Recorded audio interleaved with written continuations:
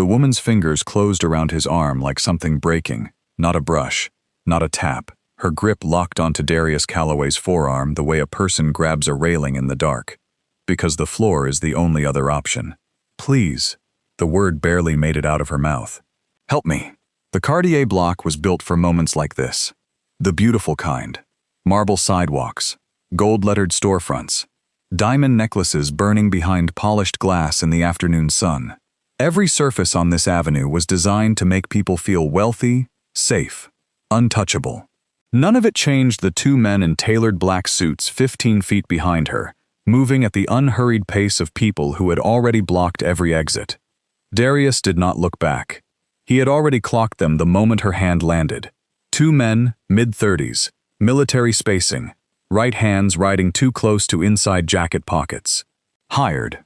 Experienced. Not even pretending to be subtle. Hi viewers, have you ever had one split second where a complete stranger put everything they had into your hands, and you had to decide right then whether to step up or walk away? Drop your answer in the comments. I want to read every single one.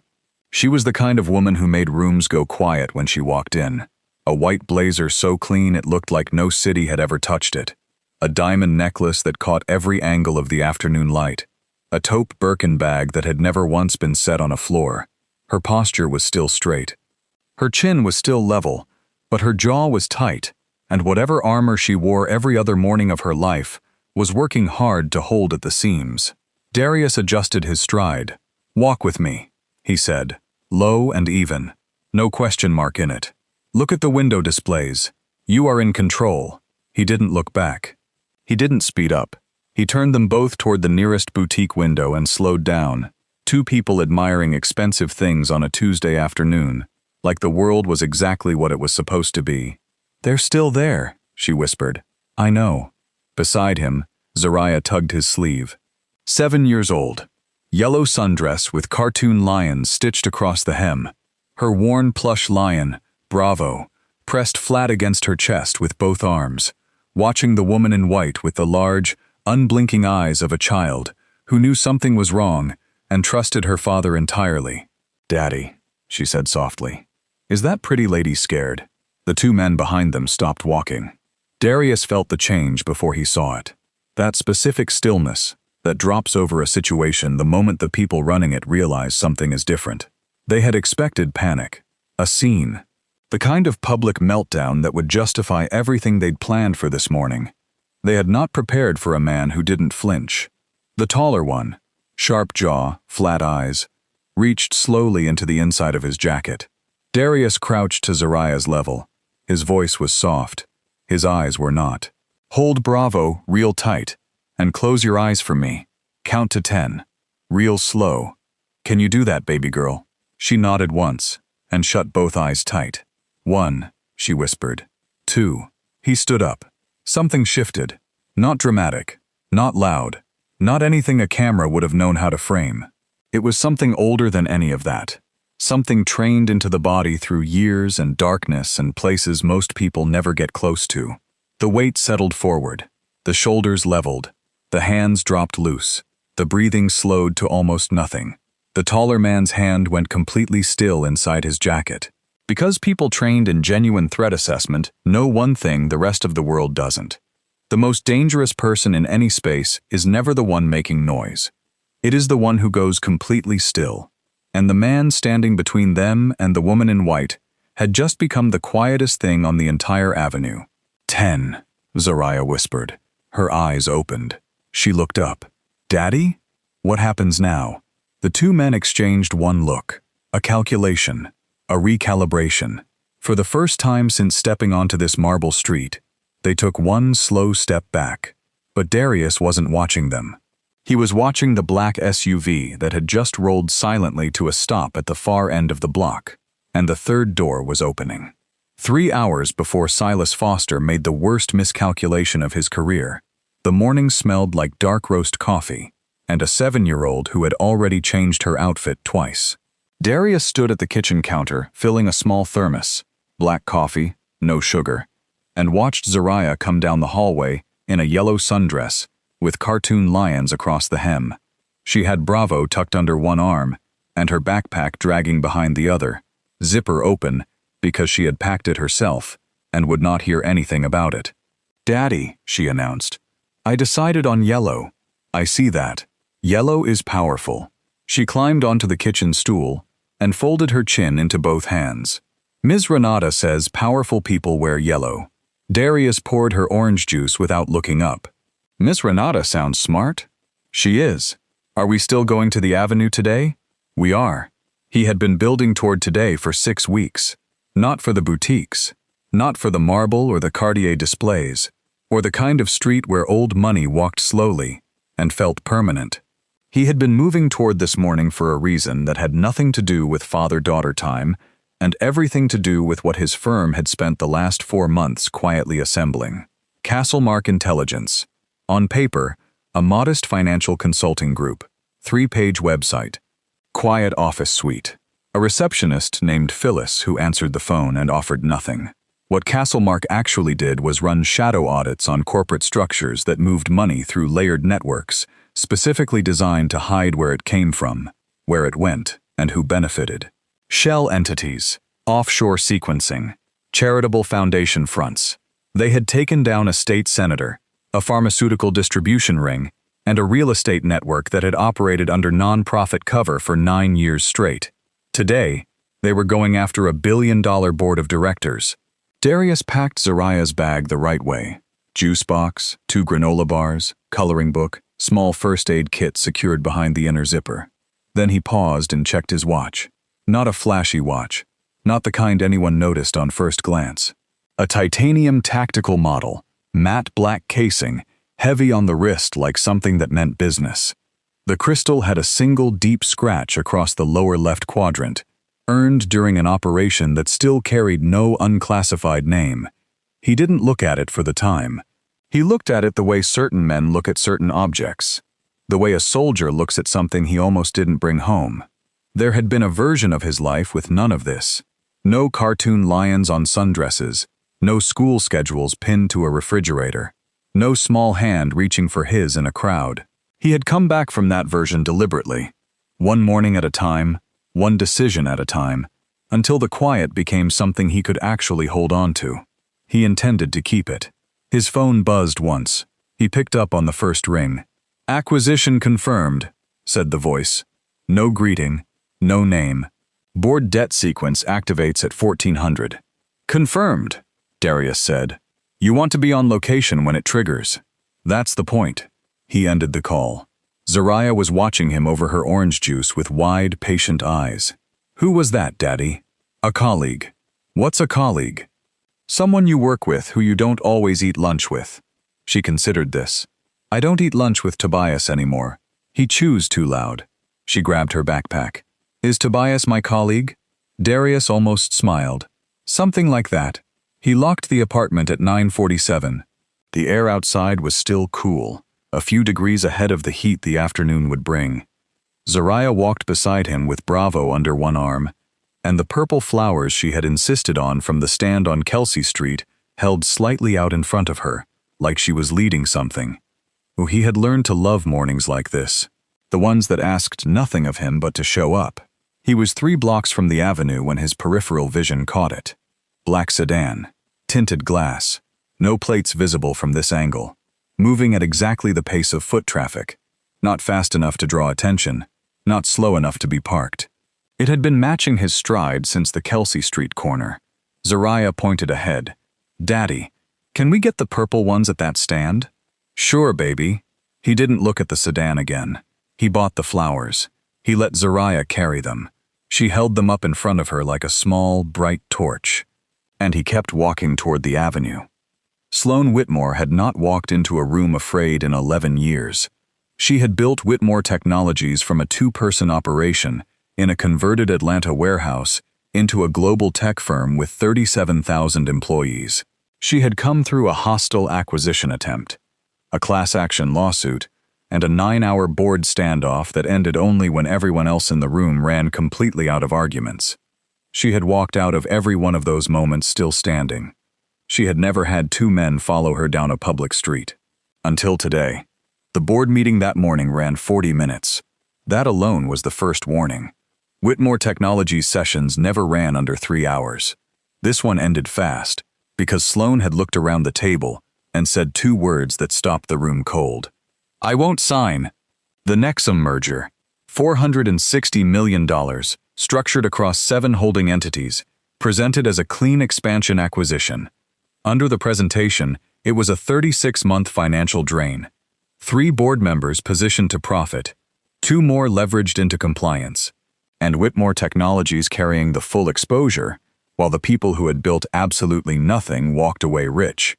They had needed her signature to make it legal.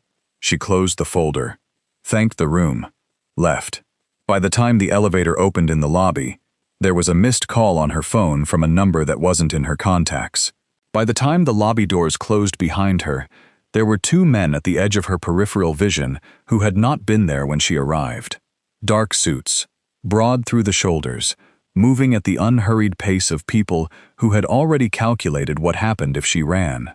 She didn't run. Running was the footage they wanted. The optics, the narrative the board had been constructing all morning. CEO in crisis, stress-induced breakdown, voluntary removal for health reasons. She had watched this exact play run on other people. She turned left onto the avenue instead. She walked at her normal pace, processing options in the methodical order she always used. Calmly, in sequence, eliminating what didn't hold. Option 1.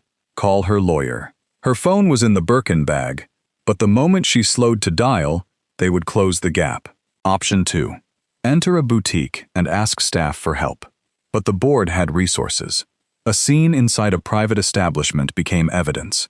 A witness account of a CEO behaving erratically in public, filed by someone who saw exactly what the board needed them to see. Option 3 was what stopped her mid-block. Power doesn't always announce itself. It doesn't walk in with a press release or an entourage or a title printed on a name badge. Sometimes it moves quietly, through a crowd in a dark shirt with its hands loose at its sides, and the space around it adjusts without being asked. She almost missed him. The man in the black shirt and his little girl, yellow dress, purple flowers, worn stuffed lion pressed against her chest. Sloane almost walked past them completely. But something in the way he occupied the sidewalk pulled her eye. He didn't move like someone navigating foot traffic. He moved like foot traffic made room for him. There was no effort in it, no performance. Just a man who understood space and used it like second nature. She checked behind her. 12 feet. She grabbed his arm. He didn't tense. He didn't spin around.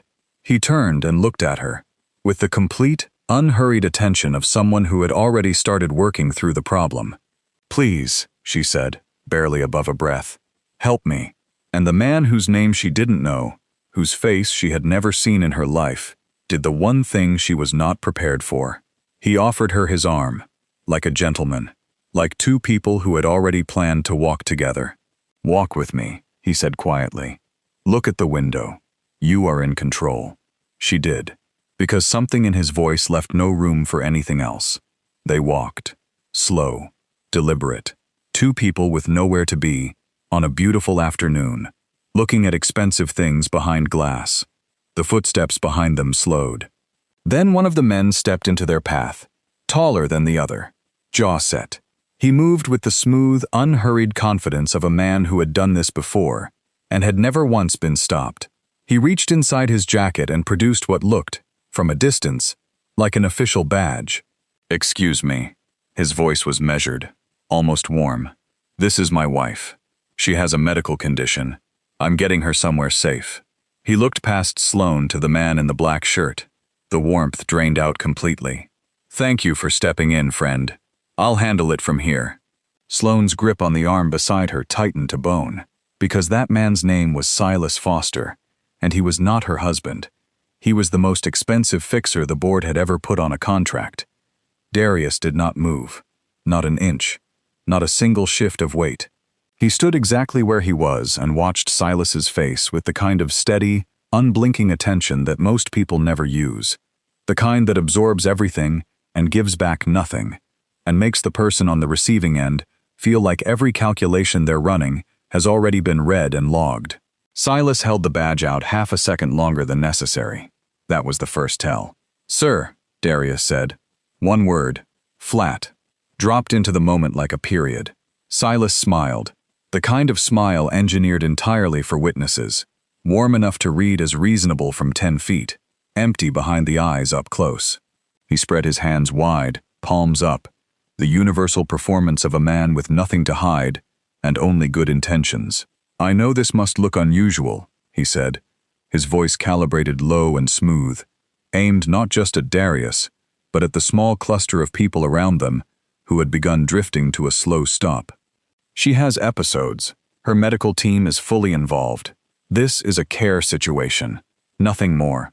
People on the sidewalk were slowing down, not committing, not stepping in, just slowing, the way people slow when something doesn't feel right, and they haven't yet decided if it belongs to them. Silas was playing directly to that. Darius could see it in the angle of his body. Nothing directed at Darius, everything angled toward the bystanders. Every gesture, every modulated syllable was a signal to the crowd. "This is authorized. This is handled. Move along." "She is holding my arm," Darius said. By choice, still flat, still calm. Silas's smile held at the edges. "With respect, friend, you don't have the full picture here." "I can see the picture fine." Darius looked at him directly. A badge with no department seal. A man who said episodes before he said doctor. "And a woman who moves like she's never been in the same room as you." The smile cracked. Just at the corners. Just where it was working hardest. A woman near the boutique entrance pulled her bag closer and stepped back. Two men on the edge of the gathering crowd exchanged a glance and quietly moved on. That was the thing about confrontations on luxury streets. Most people didn't want to be witnesses. They wanted to be customers, but not all of them left. Silas stepped forward, directly into Darius's space. Close enough for a whisper, close enough for a shove if the situation called for it. He was broad through the shoulders, built the way men built for exactly this kind of work are built. And he had the particular stillness of someone who had moved people out of situations before without leaving noise or marks. He leaned in. "Let go of her," he said. Low, final. "Right now. Take your little girl and walk away. This is your one courtesy." Darius did not step back. He did not step forward. He simply held his ground. And then, in the fraction of a second before he responded, he shifted. Barely. A half turn of the shoulder. 2 steps left. Quiet and unhurried. It looked like a man making room in a tight crowd. It was not that at all. That half step placed Darius's body between Silas, Sloane, and a very specific sightline. The third window from the left on the rooftop overhang of the building directly across the street, where a man in a gray jacket had been standing with his hands in his pockets since before the confrontation began. Silas registered it before he fully processed it. The angle, the precision of it, the way Darius had moved to a position that required knowing the watcher existed, and knowing the exact geometry of this specific block. Nobody had told him. Nobody had signaled him. Nobody on this sidewalk should have known that position was there.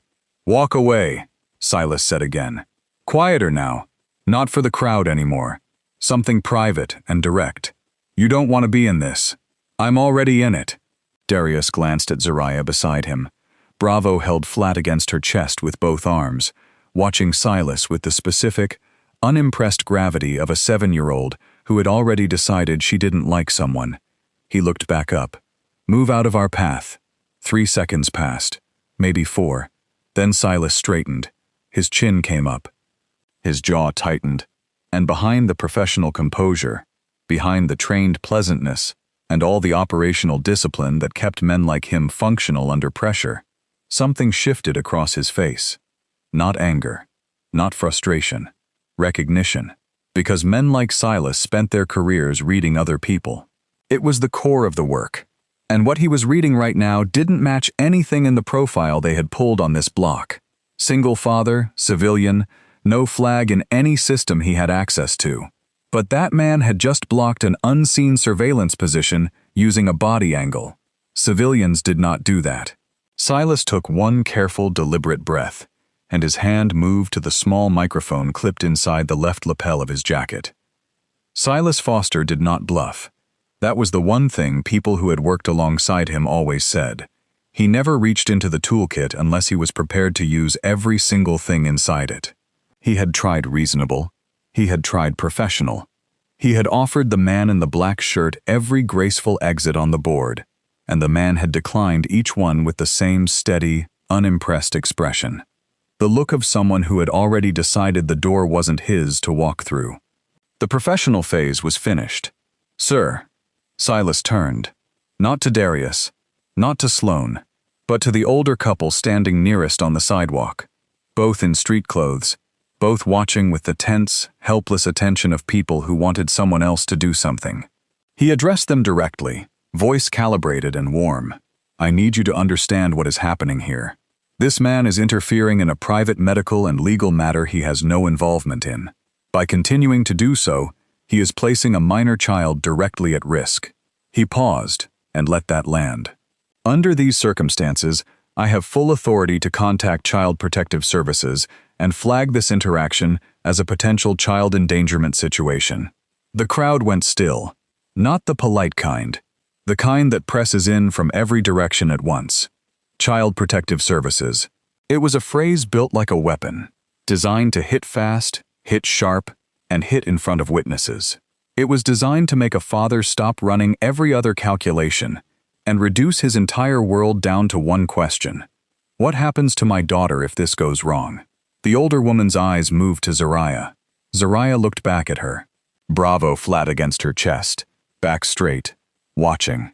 Sloane felt the crowd shift, not dramatically, just by a degree. The lean away from certainty, the lean toward doubt. That was all it ever took. One person in that circle thinking maybe this man has authority, and the entire geometry of the sidewalk changed. Darius said nothing. He looked at Silas. He looked at the crowd. And then he did the one thing nobody standing in that circle expected. He crouched to Zariah's level and said, quietly, "You okay, baby girl?" She nodded. She adjusted Bravo under her arm. Then she looked past her father, directly at Silas, and tilted her head slightly to the left. The specific tilt she made when she was working something out, when the pieces were almost there but not quite. "Daddy!" Her voice came out clear. It carried the way a child's voice carries in sudden quiet. Effortless, unfiltered, impossible to talk over. Why are those men pretending to be police officers when they don't have the shiny shoes? Nobody moved. Not one person on that sidewalk made a sound, because a 7-year-old had just asked the one question that required an answer, and the only two people in the world who could answer it were the two men in tailored suits. It was a detail every adult on that block had looked at, and registered without registering. Badges, yes. A confident manner, yes. But law enforcement, city police, federal agents, licensed investigators operating under any legitimate authority, maintained specific professional standards. Polished footwear was part of the code, in the way that dress codes become invisible to the people who follow them without thinking. It was a small thing, the kind of small thing adults trained themselves not to notice so they could feel like adults. Zariah had noticed it the moment they stepped in front of her. She had a habit of seeing things the people around her looked past, the wrong shade on a traffic signal, the sound a car made when something under the hood wasn't right, the exact expression on a face when someone said they were fine and didn't mean it at all. Some children took the world apart piece by piece. Zariah absorbed it whole, and she had just absorbed Silas Foster down to the stitching on his shoes. One of the bystanders dropped his eyes to Silas's feet, then to the other man's feet, then slowly back up. Silas's jaw tightened. "She's a child," he said. "She doesn't understand." "She asked a direct question," Darius said. He stood up calm and full. "Answer it." The crowd that had been dispersing stopped dispersing. People who had been finding reasons to be elsewhere had found reasons to stay. A woman with a stroller stood completely still, her phone half raised, not recording yet, but ready. An older man near the boutique window crossed his arms and planted his feet. In under 60 seconds, without a single punch thrown or a single voice raised, the moral weight on that sidewalk had moved, all of it, from the man with the badge to the man in the black shirt and the 7-year-old holding a stuffed lion. Sloane watched it happen. She still didn't know who Darius was. She didn't know why his voice carried that particular weight, or why a child had cracked a professional operative's cover story with one observation in under 5 seconds, but she could feel the shift in the air around Silas. His composure was still in place, but it was costing him something now, something he wasn't going to get back. Silas looked at his partner. Something wordless passed between them. A calculation. A decision made the way experienced men in pressure situations make them.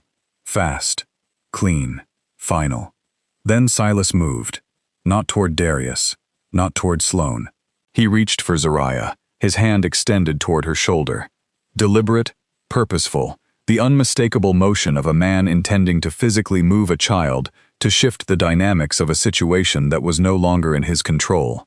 Darius's eyes locked onto that hand before it had traveled 3 inches, and everything inside him that had been still and patient and measured stopped being still. Silas's hand never reached Zariah's shoulder. Darius caught it the way a door catches the wind, without announcement, without effort, without giving the arm it stopped any warning at all. His grip closed around Silas's wrist, and Silas felt every bone in that wrist compress at the same time. He did not yell. Men trained the way Silas was trained do not yell. But his knees buckled. One of them hit the marble sidewalk with a sound that carried, sharp, flat, the sound of 210 pounds of professional muscle going down without choosing to. The crowd went completely still.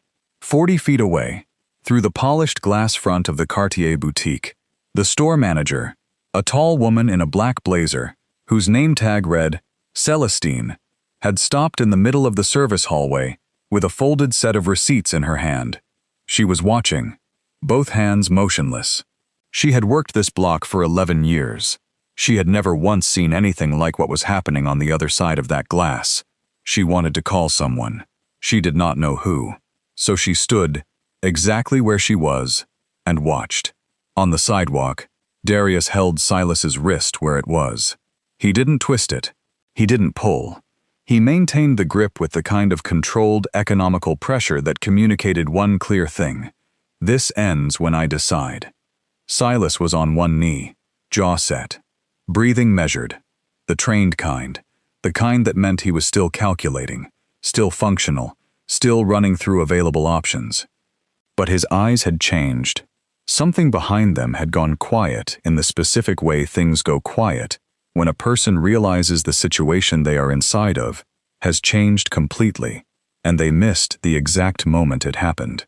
The worst injustices in the world are never the loudest ones. They are the ones that come dressed in the right clothes, holding the right credentials, speaking in the right tone of voice. They are the ones that count on nobody looking close enough to see what is underneath. A lot of people on that sidewalk had just looked close. Darius loosened his grip just enough. Silas steadied himself. He took one careful breath, and then, still on one knee, his voice dropped low enough that only Darius could catch it. He said a word into the microphone clipped inside his lapel. Not a name, not a position or a command.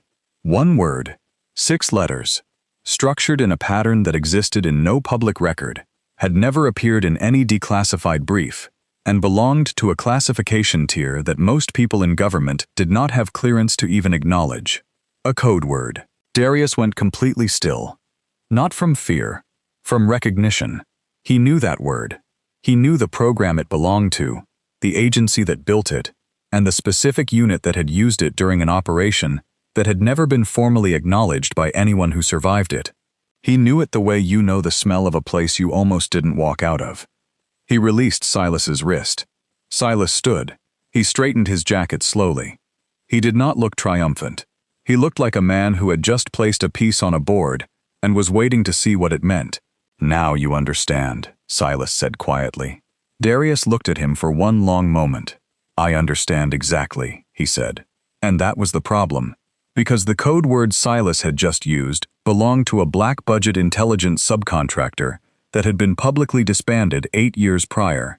The only way Silas could have used it correctly, in the right sequence, at the right operational threshold, with the right verbal structure, was if the people who hired him had access to something that was never supposed to exist anymore. This was not just a corporate board. Darius looked at his watch. The The scratched crystal caught a flash of afternoon sun. He looked at Zariah beside him, Bravo pressed to her chest, watching Silas with the flat, unimpressed expression she reserved for people she had already decided about. He looked back at Silas.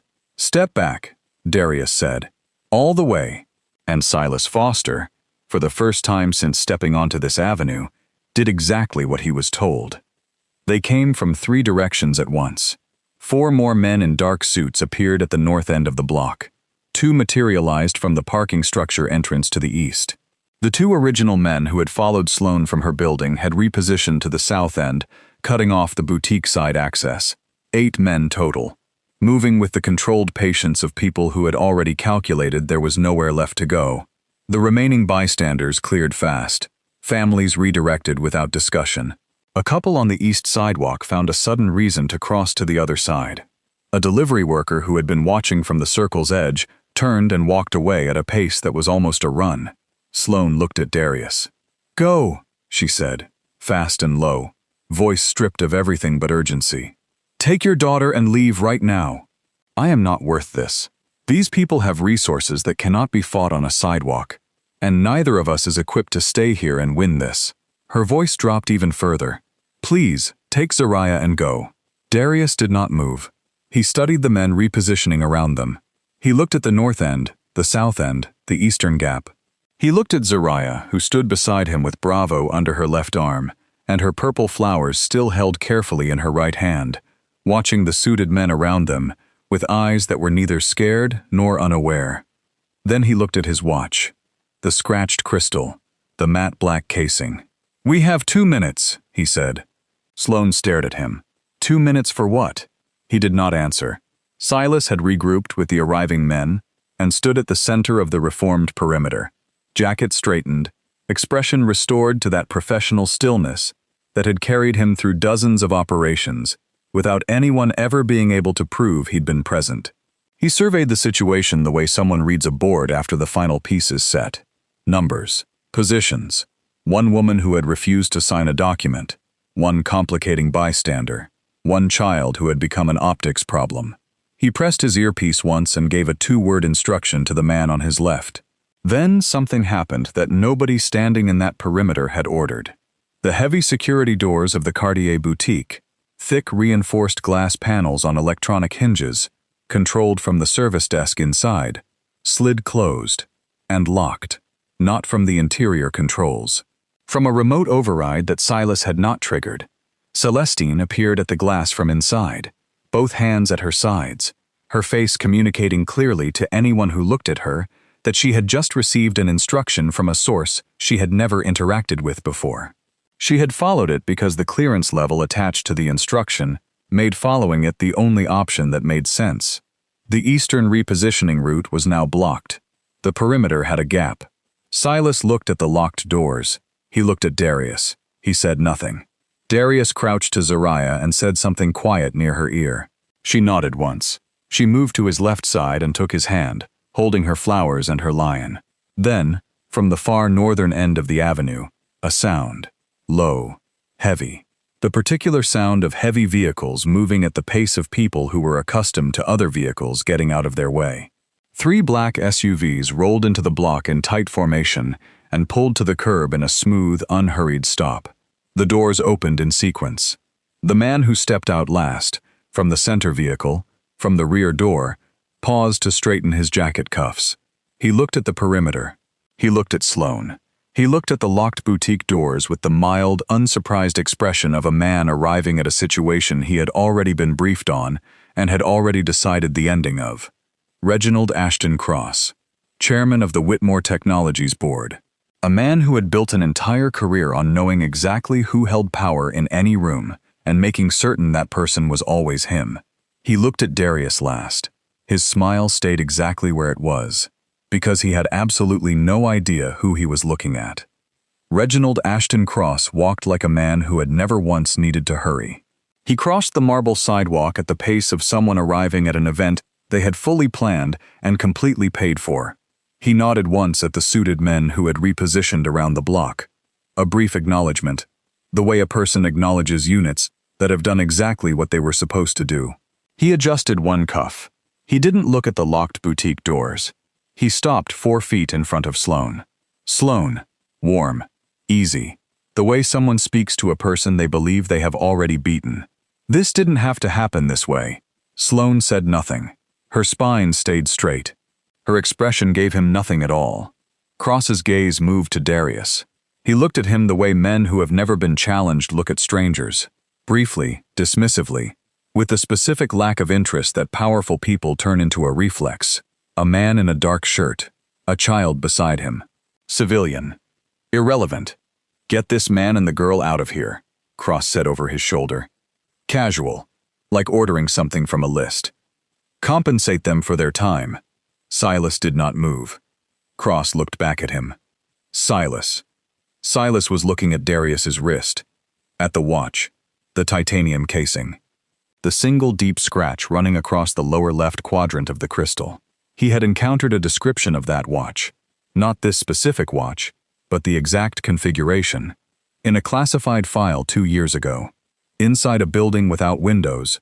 Under a clearance level he had needed to specifically request. He had read that file once. He had not forgotten a word of it.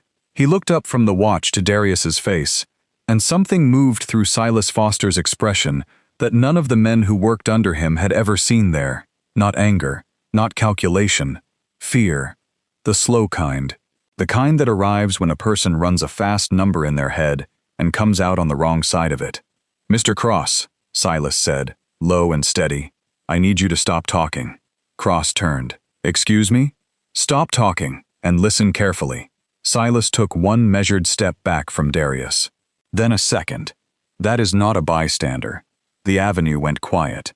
That is Vanguard. Cross stared at him. The word landed with no visible meaning. He looked at Darius, a man in a black shirt on a marble sidewalk, holding his daughter's hand, carrying nothing, showing nothing, and then looked back at Silas, who was continuing to back up in a way that did not fit any version of Silas that Cross had ever hired. Vanguard, Cross said flatly. Is that supposed to mean something to me? Yes. Silas didn't blink. Castlemark Intelligence doesn't just audit corporate structures. It acquires debt. 6 weeks ago, a firm purchased the complete personal debt package tied to this board's offshore holdings. Every loan, every leveraged guarantee, every position signed across 4 vehicles in the last 14 months. Purchased in full, under a holding company none of you have ever heard of, because it doesn't operate under its own name in any discoverable filing. Cross was very still. That holding company, Silas said, is Vanguard Capital, and the man standing in front of you built it. Some people in this world are not respectful. They do not treat others well because they have good values or because they believe in basic human dignity.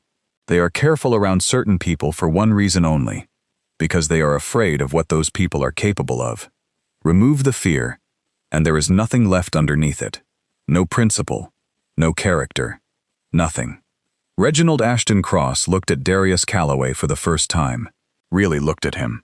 At the black shirt, the quiet hands, the scratched watch, the 7-year-old beside him holding a stuffed lion and a bunch of purple flowers, watching Cross with an expression that suggested she had already placed him in the same category as Silas. Darius said nothing. The silence he was holding was the loudest thing on the avenue. Cross's smile came back. Smaller than before, working harder. This is a performance, he said. An intimidation play. It will not work. I have attorneys who have taken apart larger claims than this. He fixed Darius with the look he used in boardrooms when he needed a room to understand where the authority was. Walk away while you still can. Darius looked at his watch. Your phone, he said simply. Reginald Ashton Cross's phone rang. Cross stared at the screen like it had just spoken his name. His personal attorney. Not the firm's general counsel. Not the compliance department. The private one. The number saved under a first name only, in a contact list that had never existed on a company server. The man who handled the kind of legal work that never appeared in public filings. He answered. He listened. 11 seconds. The color left his face the way color leaves something that is no longer being supplied with what it needs. In stages, quietly, without drama.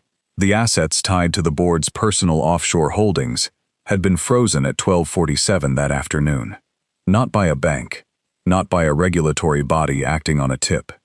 By a federal financial crimes alert that had been triggered silently and automatically at 9:49 that morning. 3 hours ago, 12 minutes after Darius locked his apartment and walked into the street with Zariah and her purple flowers. Cross lowered the phone. His attorney was still talking. He lowered it anyway. He looked at Darius. He looked at Silas. He looked at the locked boutique doors, the repositioned men in suits, and the marble sidewalk that had been designed to make people feel permanent and untouchable, and that had, in the last 30 minutes, become the location where a billion-dollar power structure had been quietly, precisely, and completely taken apart by a man who had not raised his voice once. "How?" Cross said, barely a breath. Darius did not answer. He looked at Sloane instead. "Federal team is 2 minutes behind local," he said. "They'll want your statement first." Sloane looked at him, at the black shirt, at the worn watch, at the man who had walked a 7-year-old down this avenue with purple flowers and dismantled everything Reginald Ashton Cross had spent 14 years building, without throwing a single punch, without filing a single public motion, without alerting a single person who wasn't already supposed to know. "The collision this morning," she said slowly, "on the block. That wasn't accidental. You needed an exit," Darius said. "I made sure there was one." She had grabbed the arm of the most solid, unbothered man she could find. That was what she had thought in that moment. Pure instinct. The only option available. She had not known that the man she grabbed had known she was coming, had known the board's timeline and her meeting schedule, and what they would send after her the moment she refused to sign, had positioned himself on that exact block, at that exact time, so that when she came out of the building needing something solid, he would be standing there. The purple flowers, Zariah's yellow dress, a father and daughter on a Tuesday morning walk. The whole thing had been constructed, not to trap her, to save her. The first police units arrived from the south end of the block. 2 marked vehicles, no lights running, because this was not that kind of scene. Behind them, unmarked cars, federal plates. The officers who stepped out moved with the contained, unrushed manner of people executing a warrant that had been thoroughly reviewed and was not open to interpretation. They walked past Darius. They walked past Sloane. They went directly to Reginald Ashton Cross and the men standing around him. Silas Foster did not run. He stood where he was and placed his hands exactly where the nearest agent asked him to place them. He looked at Darius one final time before the agent stepped between them. His expression held something that was neither respect nor anger, something that existed between those two things and did not have a clean word for itself. Darius held the look for 1 second. Then he looked down at Zariah, who was watching the officers with the same focused, absorbing attention she had brought to everything else on this avenue. "Daddy," she said. "Yeah, baby girl. Are the real police officers' shoes shiny?" He looked at the nearest officer. "Standard issue. Polished." "Yeah," he said. "They are." She nodded, satisfied. Like that was the single most important confirmation the entire afternoon had produced. Behind them, Sloane Whitmore stood on a marble sidewalk in a white blazer that was still spotless, watching the man who had handed her back everything, and realizing, only now, that she had never once thought to ask his name. 6 days later, a delivery arrived at Darius Calloway's door. It came in a matte black vehicle and required 2 couriers to carry it up the steps. A gift basket large enough to fill an armchair, champagne, handmade chocolates, truffle oils, small batch preserves, each item wrapped in silk paper and sealed with ribbon that cost more per inch than most people's weekly groceries. Attached to the top was a card. The handwriting was clean and deliberate. "I don't know how to thank you properly. I'm not certain a proper way exists, but I wanted to try." S.W. Darius read the card once. He set it on the kitchen counter next to the coffee maker, looked at the basket for a long moment, and called the director of a food bank 9 blocks east. The couriers came back an hour later and took it where it needed to go. Darius kept one thing, a small coloring book tucked inside the basket's interior, illustrated with lions mid-stride across a wide, golden savanna. He set it on Zariah's place at the kitchen table. She found it that afternoon. Still in her backpack straps, still wearing the blue dress with elephants on the collar. She picked the book up, studied the cover, and looked at her father. Where did this come from? Someone who had a hard week, he said. She considered that for exactly the amount of time it took her to decide the answer was sufficient. Then she sat down with her pencils and opened to the first page. In the weeks that followed, the Whitmore Technologies story became different things depending on who was telling it. In the financial press, it was a governance story. A board that had overreached. A CEO who held firm and was vindicated. Federal oversight. Regulatory frameworks. Language that most people could read without feeling anything in particular. On the Cartier block, it was a sidewalk story. The people who had been there told it to the people who hadn't. A woman in a white blazer. Two men in suits who turned out not to be who they said they were. A man in a black shirt who didn't flinch at any of it. And a little girl with a stuffed lion who cracked the whole thing open with one question about shoes. Sloane Whitmore was reinstated as CEO within 72 hours of the arrests. 3 board members were removed. Their assets remained frozen through the federal investigation. Castlemark Intelligence's audit materials were entered into the federal financial crimes record and referenced in 4 separate subsequent cases that had nothing to do with Whitmore Technologies. Celestine, the boutique manager, gave her statement to investigators and returned to work the following Monday. She kept a copy of the remote override authorization on her phone for a long time. She was never entirely sure what it meant. She kept it because it felt like the kind of thing a person should hold on to.